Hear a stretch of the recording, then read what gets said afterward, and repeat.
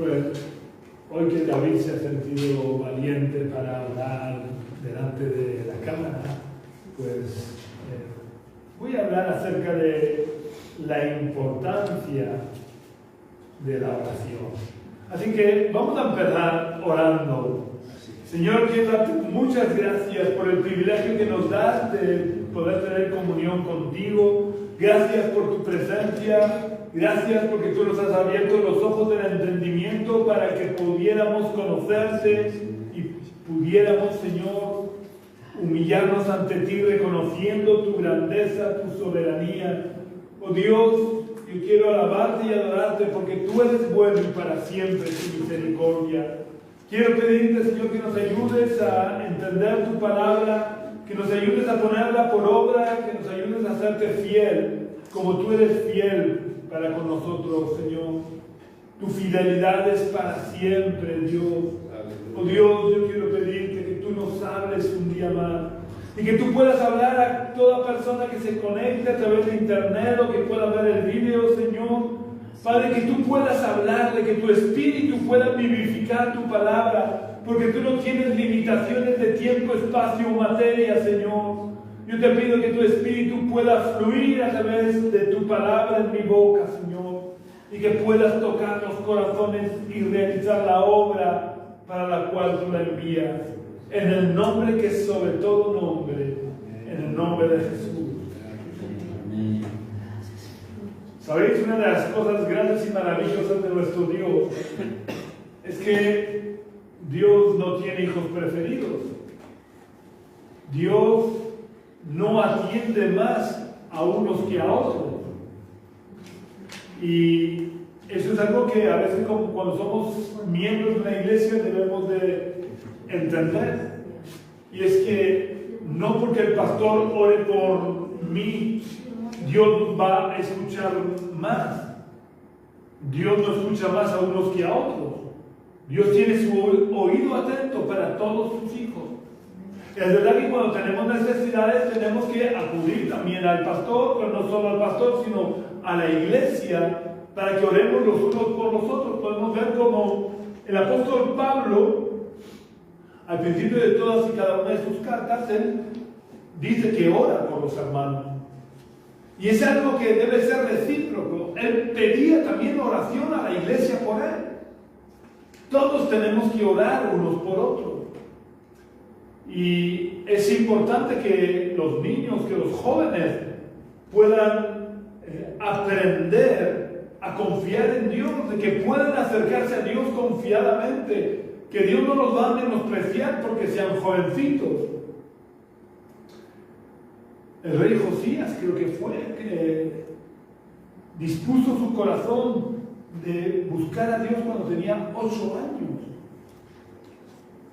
No importa, con que sepamos hablar, aunque no sepamos hablar, podemos orar, porque la oración va mucho más allá que nuestras palabras.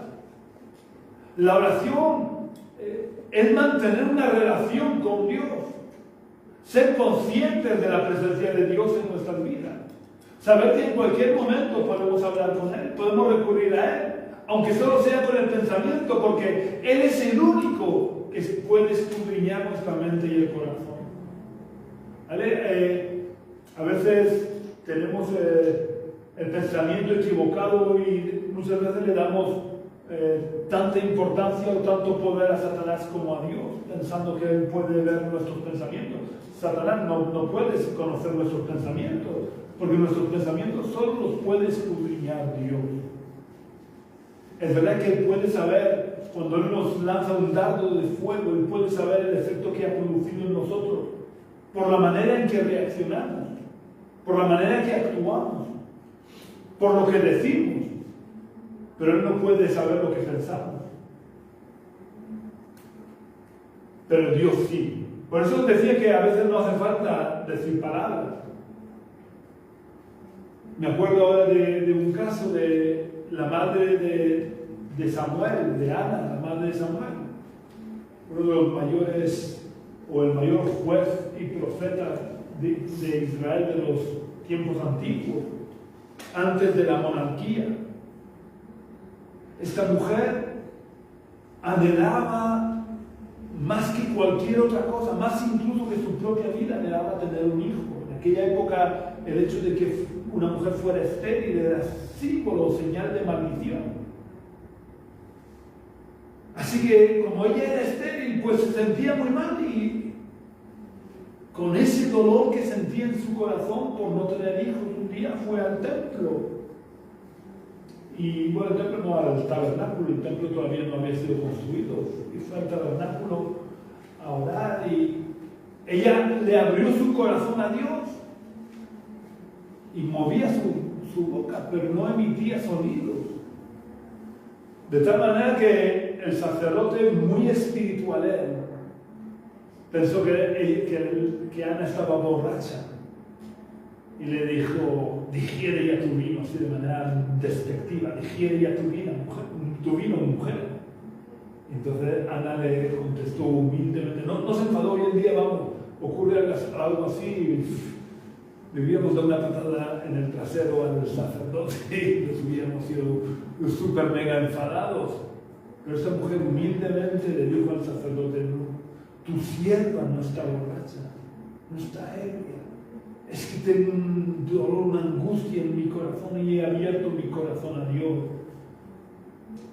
Y entonces el sacerdote se dio cuenta de la metedura de pata y le dijo: vete en paz, mujer, que Dios te conceda la petición de tu corazón. Y al año siguiente, justo por ese tiempo, Ana tenía un hijo. Dios respondió su oración, aunque no había emitido sonido con su boca. Dios escucha nuestras oraciones. Dios está atento a la voz de nuestro corazón. Es verdad que si nos reunimos para orar, es bueno que podamos emitir sonido para que los hermanos puedan decir amén a nuestras oraciones. Porque hay dos oraciones o dos formas de orar fundamentales en la vida. Y una es en nuestra relación personal con Dios y otra es nuestra relación como iglesia con Dios. Pero es fundamental que entendamos que una de las cosas más importantes en la vida del cristiano es la oración. Porque la oración es lo que nos mantiene conectados con Dios. Y Dios es la fuente, origen de todo poder. Porque Dios es omnipotente. Es decir, Dios es todopoderoso. Hoy en día, cuando necesitamos recargar el móvil, cogemos un cable, o si no es de estos que se recargan de forma por ondas, pero hasta hace poco tiempo pues no había más remedio, cogías un cable, lo enchufabas a una toma de corriente y entonces se recargaba el móvil. Yo me acuerdo que hasta hace no mucho pues había que tener el móvil entre 8 y 12 horas enchufado para que la batería se recargara completamente. Hoy en día, en una hora, como mucho 2, está recargada la batería. Pues la oración es como ese cable, es un cable invisible que nos conecta a la fuente para recargar nuestras baterías espirituales. Aunque a diferencia de hacia donde tiende el mundo, que es a la inmediatez, cuanto más rápidos son los cargadores, mejor. Sin embargo, la oración no funciona así. La oración es todo lo contrario. Cuanto más tiempo dediquemos a la oración, cuanto más tiempo dediquemos a estar en la presencia de Dios, mucho mejor. Porque Dios no tiene prisa. Dios nunca va con prisa. Nosotros siempre vamos corriendo a todos lados. Pero Dios se toma su tiempo. Algunas veces les he comentado cómo se tomó 80 años para llamar a Moisés. Y no es el único caso. Jesús, a pesar de ser Dios encarnado, tuvo que estar 40 días en el desierto. No precisamente recargando baterías, pero preparándose para el ministerio que iba a desarrollar. 40 días en el desierto. Y es que Jesús era hombre. A pesar de ser Dios encarnado, Él era hombre. Y era totalmente hombre. Sintió hambre como cualquier hombre. Sintió cansancio como cualquier hombre. Sintió la soledad en la cruz cuando Dios el Padre tuvo que abandonarlo porque estaba cargando con nuestros pecados. Sintió esa soledad que ninguno de nosotros necesitamos sentir, porque Dios abandonó a su Hijo en la cruz para no tener que abandonarnos a nosotros nunca jamás. Dios nos dice: clama a mí y yo te responderé. Necesitamos entender que no hay nada más importante en la vida del cristiano que la oración, porque la oración nos mantiene conectados con Dios. Y Jesús nos dio ejemplo. Ya digo, él en su vida humana era totalmente hombre. Y por tanto necesitaba mantener comunión con Dios. Necesitaba ese tiempo para recargar sus baterías. Y vamos a leer en 3 ocasiones diferentes. Simplemente para que nos demos cuenta que a pesar de ser Dios encarnado, Él nunca tuvo prisa cuando se dispuso a orar. Cuando buscó a Dios, no fue con prisa como vamos nosotros muchas veces. Se nos hace tarde para ir al trabajo o nos vamos quedando dormidos ya por la noche. Vamos a leer en las 3 de las muchas ocasiones, porque lógicamente, como dijo Juan, creo que es, en los evangelios no está escrito todo lo que hizo Jesús, porque si hubiera que escribir todo lo que hizo Jesús, no habrían libros suficientes en el mundo para escribir todo lo que hizo Jesús. Así que vamos a leer en 3 momentos de su vida. El primero se encuentra registrado en el Evangelio de Marcos, capítulo 1 y versículo 35. El segundo, Marcos, capítulo 1, versículo 35.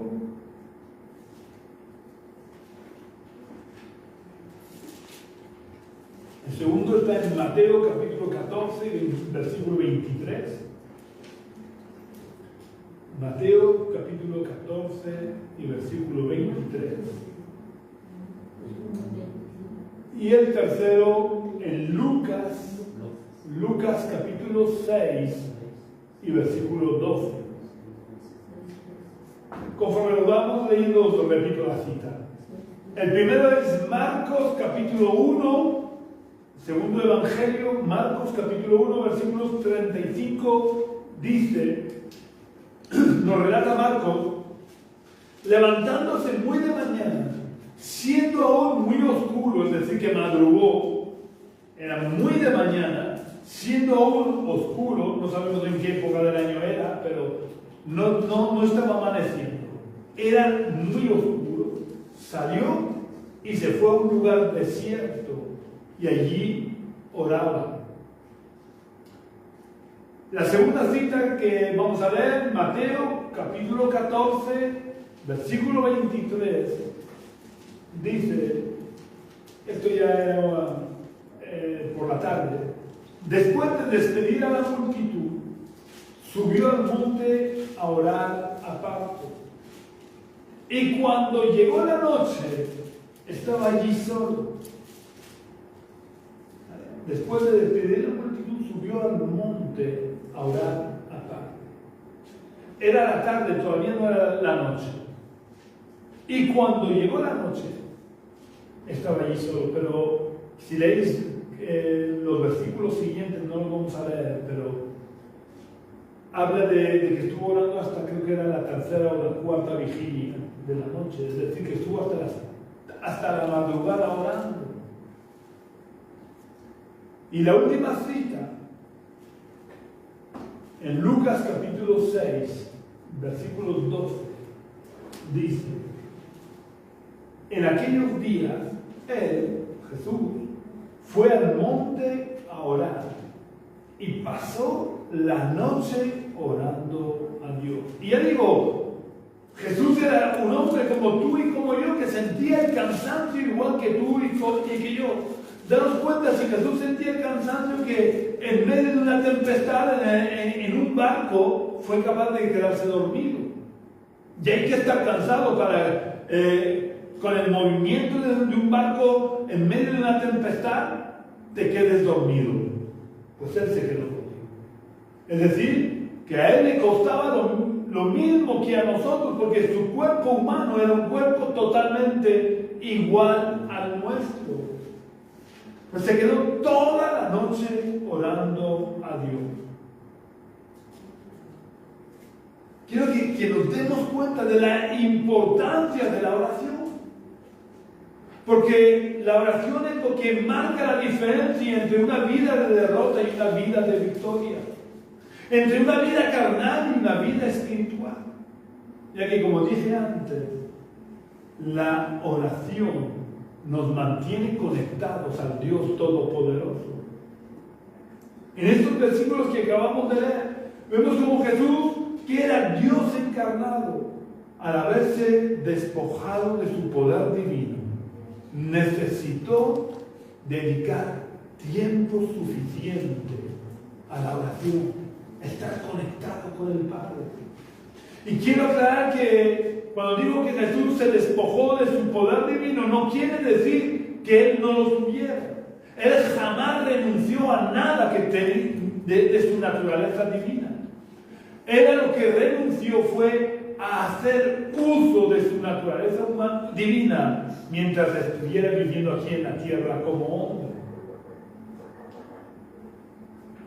Porque por un hombre entró el pecado y la muerte en la tierra, y por un hombre tenía que entrar la santidad, la libertad, la vida y la salvación en la tierra. Jesús, en su condición de hombre, aun siendo un hombre lleno del Espíritu Santo, porque además vemos de qué manera Él se despojó de su naturaleza divina, es decir, renunció a hacer uso de su naturaleza divina, que cuando fue bautizado necesitó ser investido del poder del Espíritu Santo. Y vemos como en su bautismo descendió el Espíritu Santo en forma corporal como paloma, y Él fue lleno del Espíritu Santo. Y quiero resaltar que el Espíritu Santo descendió en forma corporal como paloma, no era una paloma, ¿vale? Y esto me gusta enfatizarlo porque muchas veces he escuchado una cosa que, con perdón de los que me lo han dicho, es una verdadera tontería. Me han dicho que una paloma dejó embarazada a María. Una paloma no dejó embarazada a María. Fue el poder del Espíritu que cubrió a María e hizo que en ella fuera engendrada Jesús. En el bautismo el Espíritu Santo tomó forma corporal de paloma, pero el día de Pentecostés el Espíritu Santo tomó forma de llama de fuego. A nadie se le ocurre decir que una llama de fuego dejó embarazada a María. Pero el caso es que Jesús, siendo hombre, no le bastó con tener ahí escondida su naturaleza divina. Necesitó ser investido de poder con el Espíritu Santo. Pero aun siendo lleno del Espíritu Santo, necesitó dedicar tiempo a estar en oración. Y él tuvo una vida de oración abundante. Y esto fue así fundamentalmente por dos motivos. Primero, porque necesitaba, no era por gusto. Él necesitaba mantener su comunión, su relación con el Padre, para poder fortalecerse y para poder conocer la voluntad del Padre. Porque Jesús no vino a la tierra para hacer su propia voluntad, sino que Jesús vino a la tierra para cumplir los planes y los propósitos del Padre. Como Él mismo dijo en el Evangelio de Juan, capítulo 6 y versículo 38, donde Jesús dijo: he descendido del cielo, no para hacer mi voluntad, sino la voluntad del que me envió.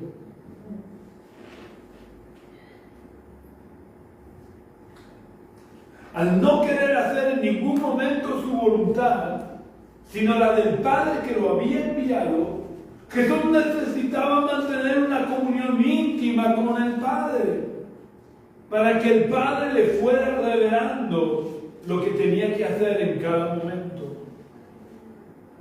Por eso, como hemos leído al principio en Lucas, Jesús, cuando tuvo que elegir a los 12 apóstoles, se pasó toda la noche orando. Porque Jesús sabía que Él no podía hacer uso de su naturaleza divina. Y no quería elegir a sus discípulos en función de sus sentimientos humanos. Porque como humano que era, tenía amigos preferidos, tenía amistades. Como persona que era, él tenía sus amigos. Y había algunos de sus muchos discípulos por los que él tenía mayor inclinación que por otros. De hecho, después de su elección de los 12 apóstoles, él siempre mostró inclinación hacia Pedro, hacia Santiago y hacia Juan. Y es que eso no es malo. Yo los hermanos no los puedo escoger, los hermanos me vienen impuestos, tanto los físicos como los espirituales.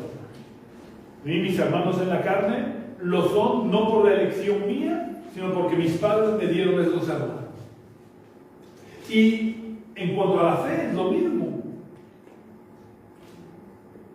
Dios es el que adopta a los hijos que Él quiere. Y por tanto, todos aquellos que han nacido de nuevo son mis hermanos. Pero los amigos los escojo yo. Aquellos que son mis amigos los escojo yo. Entonces Jesús estaba ante una tesitura complicada. Tenía que elegir de entre sus muchos discípulos, entre los cuales habían amigos suyos, tenía que escoger 12 que fueran sus apóstoles. Y no podía dejarse llevar por sus sentimientos humanos. Así que se pasó toda la noche orando para tener la certeza de cuáles eran aquellos discípulos que él tenía que escoger como apóstoles. Y podemos ver cómo la elección no fue el resultado de sus gustos, porque él tuvo que elegir a Judas como apóstol, sabiendo que lo iba a traicionar. Y sin embargo no pudo elegir a Lázaro, que era uno de esos que os digo que eran sus amigos. Él era amigo íntimo de los 3 hermanos, Lázaro, Marta y María. Sin embargo, no pudo escoger a Lázaro como apóstol, porque no era el propósito de Dios, a pesar de que como hombre era su amigo. Y daros cuenta de a qué punto era su amigo, que cuando Lázaro enfermó y María y Marta mandaron llamarlo, le recordaron y le dijeron: tu amigo, el que amas. Así que daros cuenta de hasta qué punto él debía demostrar ese amor que sentía por Lázaro, que era notorio a todos con los que se relacionaba. Pero él no pudo elegir a Lázaro como apóstol, porque no era el propósito de Dios. Y por eso necesitó estar toda la noche orando, para no tomar una decisión equivocada, para no confundirse en su elección. Porque esos 12 apóstoles, quitado Judas, que fue sustituido en una elección humana, fue elegido Matías en sustitución suya, pero por lo que describe el libro de Hechos, y eso es una apreciación personal, no quiero que penséis que esto está escrito en la Biblia, pero por lo que yo entiendo al leer el Nuevo Testamento, quien fue la persona elegida por Jesús para sustituir a Judas fue el apóstol Pablo.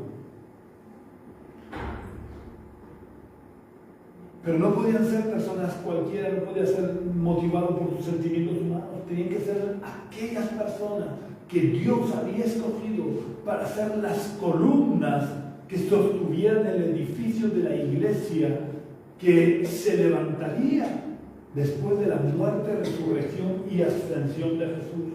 Daros cuenta que Jesús no fue el que fundó ninguna iglesia.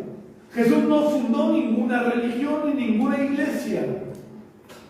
Fueron los apóstoles que, al ser conscientes de que formaban un cuerpo cuya cabeza era Cristo, fueron edificando el edificio espiritual que hoy en día conocemos como iglesia.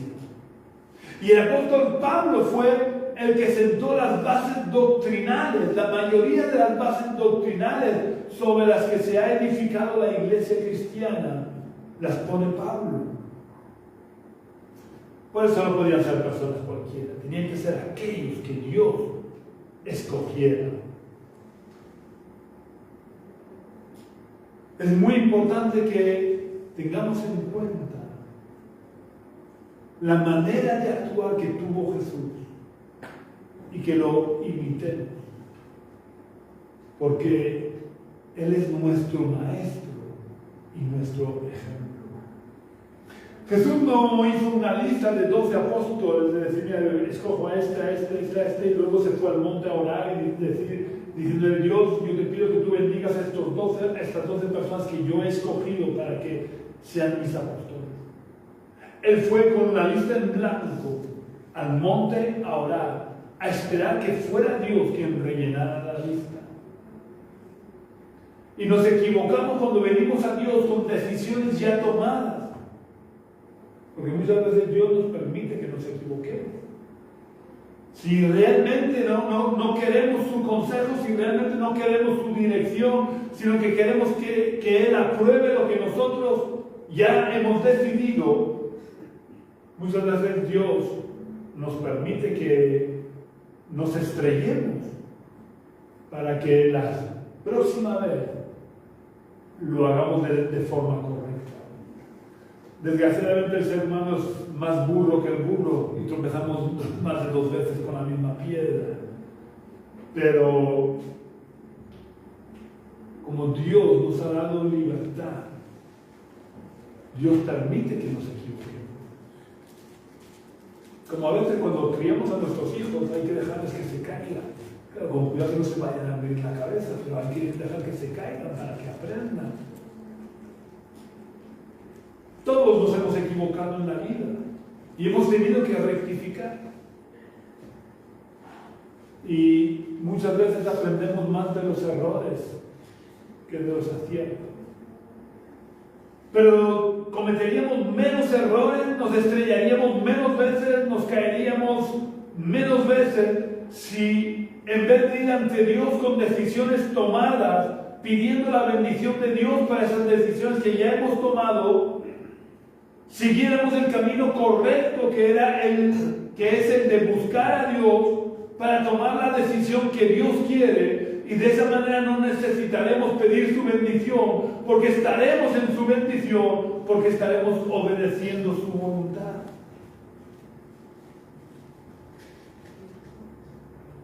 También en el momento más difícil de su vida, cuando Jesús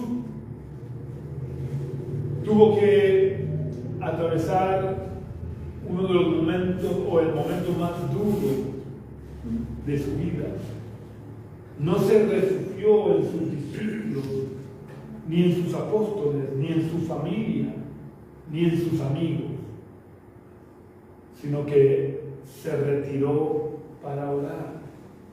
Como viene relatado en Mateo 26:36, donde nos relata Mateo que entonces llegó Jesús con ellos a un lugar que se llama Getsemaní. Getsemaní era un huerto de olivos y significa, si no recuerdo mal, o era el lugar donde se machacaban las aceitunas para obtener el aceite. De hecho, Getsemaní era un huerto de olivos. Y estando allí dijo a sus discípulos, sentaos aquí, entre tanto que voy allí y oro. Jesús sabía que iba a pasar por el momento decisivo, iba a tener que cumplir el propósito para el que había venido a la tierra, que no era fácil, porque como humano que era, él sentía el dolor igual que nosotros, y saber que te van a crucificar no tiene que ser nada agradable. Saber que te van a atravesar las muñecas con clavos, que te van a atravesar los tobillos con clavos y vas a estar ahí colgando para espectáculo al mundo. Además, colgando allí de la cruz desnudo, porque los romanos en las películas se ven con un trapo tapándole las vergüenzas por el pudor. Pero los romanos crucificaban desnudos a las personas para aumentar la sensación de vergüenza. Porque el castigo de la crucifixión no solamente era para cumplir una sentencia en la persona que había cometido el delito, sino que era también para que sirviera de ejemplo, para quitarle las ganas a los demás de cometer delito. Y por tanto, para aumentar la sensación de vergüenza, crucificaban desnudos.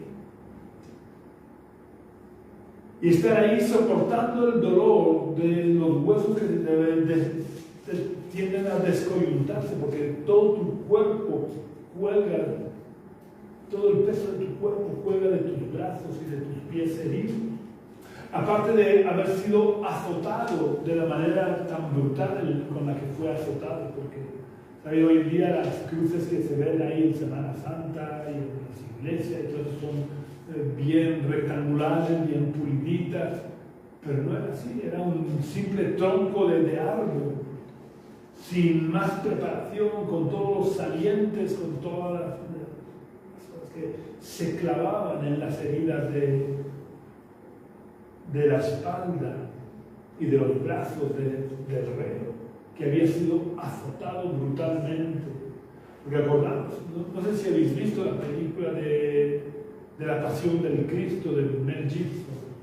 Es bastante realista. Los romanos flagelaban con látigos que acababan en trozos de metal, de hueso, que se clavaban en la carne y que cuando retiraban el látigo arrancaban trozos de carne. Imaginaron con esa espalda así tener que cargar la madera y luego que tu cuerpo estuviera apoyado sobre esa madera. Así que Jesús sabía lo que se le venía encima y la forma de prepararse fue buscar apoyo en Dios, fortalecerse en Dios, recargar sus baterías por medio de la oración, de la comunión íntima y personal con Dios. Necesitamos aprender de Jesús. Necesitamos aprender a dedicar tiempo, el tiempo necesario a la oración para mantener una comunión con Dios real. Debemos intentar romper con las oraciones rituales o religiosas que decimos prácticamente ya casi de corrido. Nosotros a veces los evangélicos presumimos de que nosotros no rezamos, porque oramos lo que sale de nuestro corazón.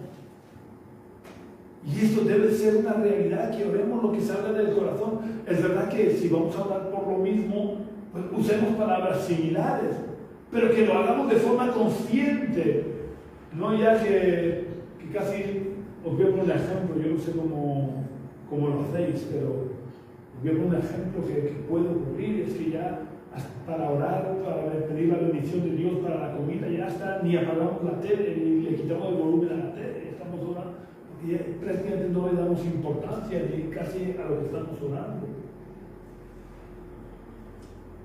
Debemos de tratar de romper con el ritualismo de la oración y que cuando oramos de verdad busquemos la presencia de Dios. Y que busquemos la presencia de Dios no solo cuando lo necesitamos. Que no convirtamos a Dios en el cajero automático de un banco. Yo cuando necesito dinero del cajero automático voy, tecleo mi PIN, saco dinero y la máquina me da el dinero. Y a veces convertimos a Dios y a la oración prácticamente en el cajero automático y la oración en el PIN. Yo digo las palabras y Dios me da lo que quiere y ya está.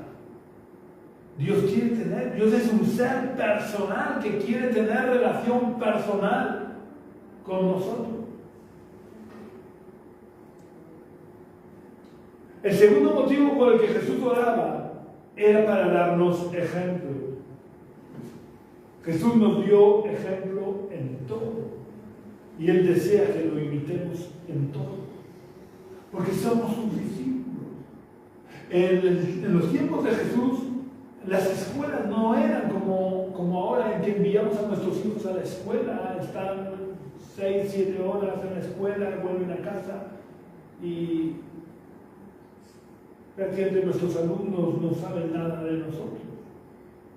En aquella época, los discípulos, las escuelas funcionaban como centros de discipulado, pero que cuando digo centro no me refiero a un lugar geográfico concreto.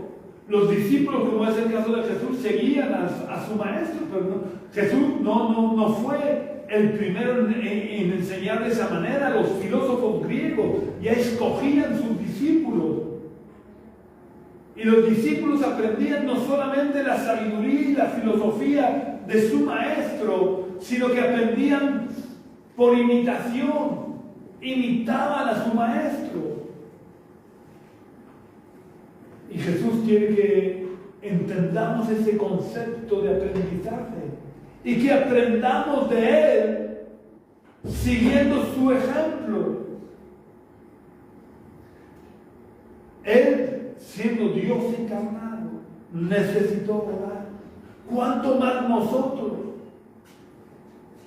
Dios no quiere, o Jesús no quiere que seamos simples miembros de iglesia. Él quiere que como discípulos lo imitemos, le obedezcamos en todo y nos preocupemos por conocer su voluntad a través de la oración, a través de la búsqueda de su presencia. Jesús enseñó acerca de la oración en varias ocasiones. No solamente nos enseñó con su ejemplo, sino que enseñó de forma directa, como cuando enseñó el Padre Nuestro, que vuelvo a decir como siempre que hablo del el Padre Nuestro no hace falta rezarlo, no hace falta repetirlo como un papagayo, como un loro. Podemos orar el Padre Nuestro si lo hacemos de forma consciente, sabiendo lo que estamos orando. Pero Jesús nos enseñó el Padre Nuestro para que nos sirviera de ejemplo, para que viéramos todas las partes que puede tener la oración. Pero no solamente enseñó directamente cómo orar a través del Padre Nuestro, sino que también enseñó parábolas para que aprendiéramos la necesidad de orar, como por ejemplo la parábola de la viuda y el juez injusto, que por la insistencia de la viuda, el juez al final acabó haciéndole justicia. Dios no es injusto, ¿cuánto más entonces? Si oramos, si buscamos su presencia, Él nos oirá. El apóstol Pablo, con ese aguijón que tenía en la carne, 3 veces le pidió a Dios que se lo quitara. Y Dios cada vez le dijo que no se lo quitaba, que debía de aprender a que la gracia de Dios tenía que ser suficiente en su vida. Y a pesar de que Dios se lo decía, Pablo insistía. Esto nos tiene que dar ejemplo de que debemos insistir a Dios. Ya claro, la tercera vez ya que Dios le dice, Pablo, que no te voy a quitar el aguijón, que te baste mi gracia, pues ya Pablo dejó de orar. Pero porque obtuvo una respuesta de Dios, no la que él hubiera deseado, pero obtuvo la respuesta de Dios. Y nosotros tenemos que aprender a insistir hasta que tengamos una respuesta de Dios, aunque no sea la que nosotros deseamos tener. Pero necesitamos aprender a insistir. y debemos aprender a buscar a Dios, a orar. Porque, ya digo, es de donde nos viene el poder. El poder para vivir la vida cristiana nos viene de nuestra relación, de nuestra comunión con Dios. ¿Sabéis? Ningún cristiano cae en una vida de pecado de la noche a la mañana. Ningún cristiano se aparta del camino del Señor de una forma repentina. La muerte del cristiano nunca es una muerte súbita. Siempre sigue un proceso que casi siempre comienza con una relajación en la vida de oración. Y esto es así, porque Satanás sabe mejor que incluso los cristianos de la importancia de la oración. Y por eso trata de torpedear por todos los medios a su alcance la vida de oración de los cristianos. Porque de esa manera logra enfriar y disminuir la relación del cristiano con Dios y por tanto su poder. Cuando disminuimos nuestro tiempo de oración, nuestra fortaleza espiritual disminuye. Y si nuestra fortaleza espiritual disminuye, somos más vulnerables a los ataques del enemigo. Quiero recordar que la vida del cristiano no es un juego de niños. Como cristianos vivimos envueltos en una guerra a muerte. Y nuestra fuerza, nuestro adiestramiento, nuestro armamento no depende de nosotros ni lo podemos comprar. Todo proviene de Dios. Dios es el que nos suministra las armas espirituales. Dios es el que nos viste con toda su armadura. Dios es el que nos da poder. Dios es el que nos adiestra nuestras manos para la batalla y nuestros dedos para la guerra. Estoy hablando en términos espirituales. Por tanto, para tener garantía de victoria, tenemos que estar íntimamente unidos a Cristo. Y esto se logra a través de la oración. El cristiano no puede vivir la vida cristiana por sí mismo. El cristiano necesita el poder y la fuerza de Dios, que solo se obtiene a través de la oración. Así que, si tú quieres tener una vida de victoria, si quieres poder tener comunión con Dios,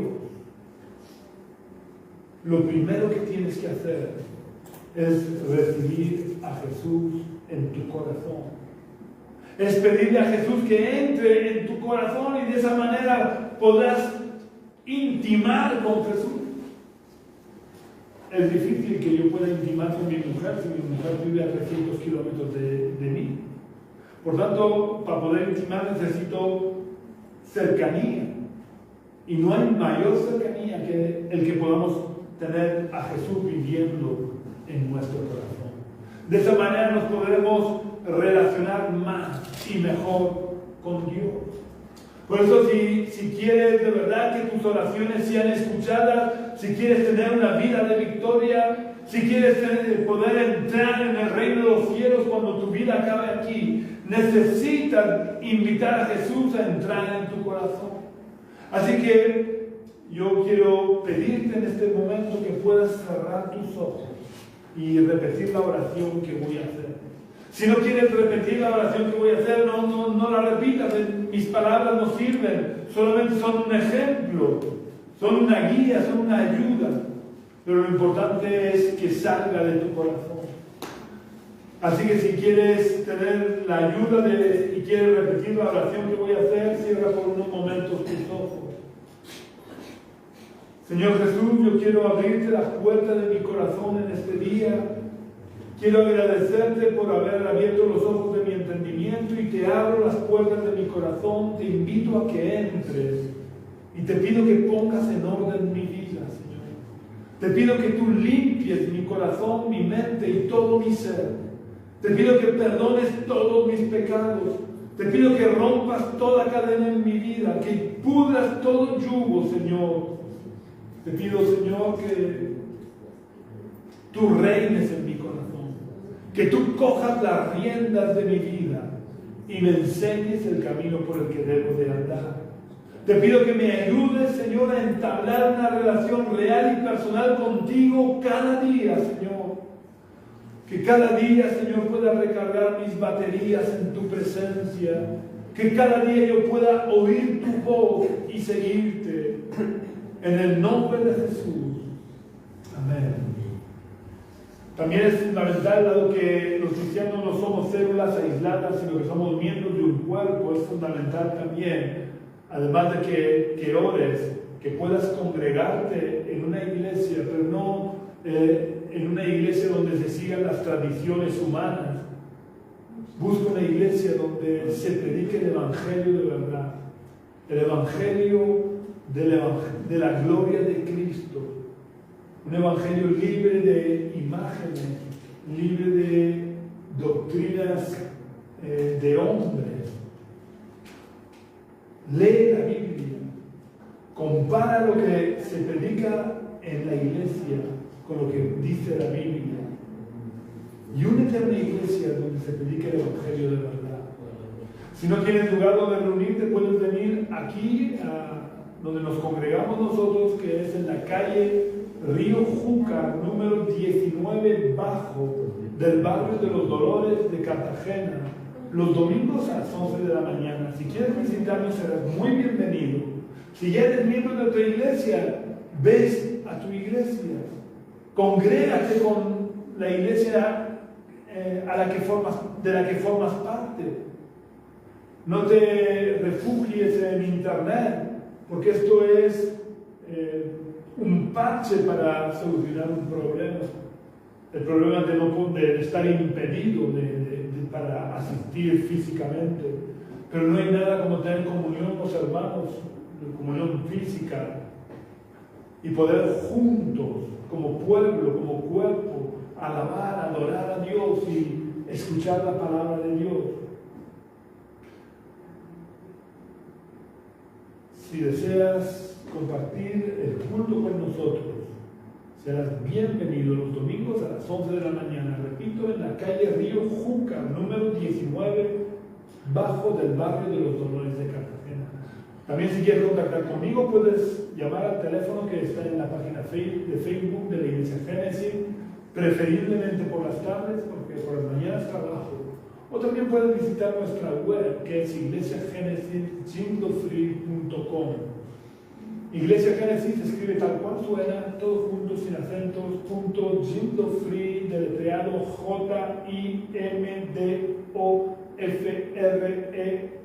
JIMDOFREE.com. Un abrazo muy fuerte, que tengas una semana muy bendecida en el nombre del Señor. Amén.